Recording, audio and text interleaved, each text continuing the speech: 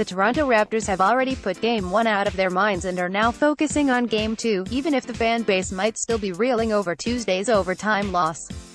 Toronto did a lot of things right in the opener, but it wasn't enough to stop LeBron James and company from stealing Game 1 of the series.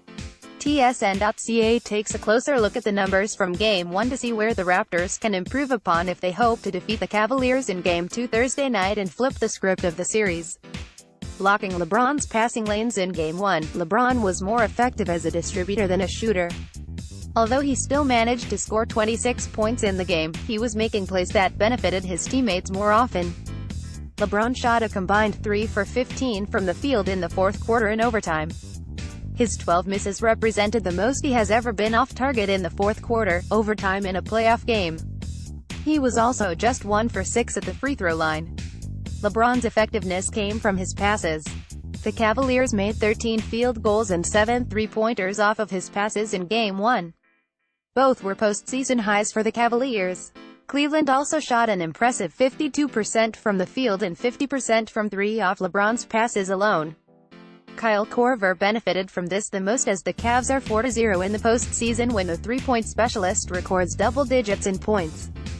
No love lost. The Raptors did a good job in isolating Cleveland's number 2 man as Kevin Love managed just 7 points and 13 rebounds in 34 minutes.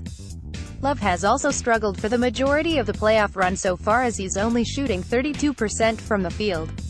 Strangely enough, while the rest of the Cavaliers are benefiting from LeBron's assists, Love has been struggling when he teams up with the big man. Love is making just 25% of his shots off passes LeBron delivers.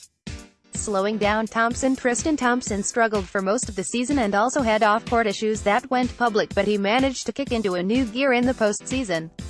Thompson has posted back-to-back double-doubles and led the Cavs in scoring in the fourth quarter, overtime of Game 1 with 8 points. He was also strong on the defensive side of the floor and held the Raptors to 3-4 FG as a primary defender, including 1-6 against Jonas Valanciunas. Thompson didn't guard the Lithuanian center for the first 3 quarters of the game, but he came to life in the fourth. For most of the game, Valanciunas was a force, going 6-12 from the floor for 19 points, but when on Thompson JV went only 1 for 7 the rest of the way. Missed opportunities. After being successful for most of the game, the Raptors struggled in the fourth quarter and beyond. In the first 43 minutes, Toronto managed to capitalize on second-chance opportunities, going 7-9 for 19 points. In the final 5 minutes of the fourth, the Raptors were 0-8 and had 0 in OT. The Raptors also couldn't seal the deal in the restricted area, missing 14 shots in the fourth quarter, 3-17, which was the most by any team in any quarter over the last 20 postseasons. The closest teams were the Chicago Bulls and Memphis Grizzlies in 2015.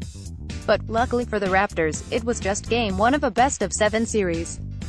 Teams that lose Game 1 at home in a 7-game series all-time have a series record of 66-73, which isn't too bad, and the Raptors have a lot of experience in this category. Toronto is in familiar territory, having lost Game 1 at home of a 7-game series 6 times. As bad as that might look, there is a positive light to that statistic. The Raptors boast a 3-3.500 series record when losing the first game. However, if the Raptors fall behind 2-0, that would be a bigger hole to climb out of, as teams who have lost both games at home in a best-of-7 series have an all-time series record of just 4-22. Game 2 goes tonight at the Air Canada Centre. You can listen to all the action on TSN 1050 Radio.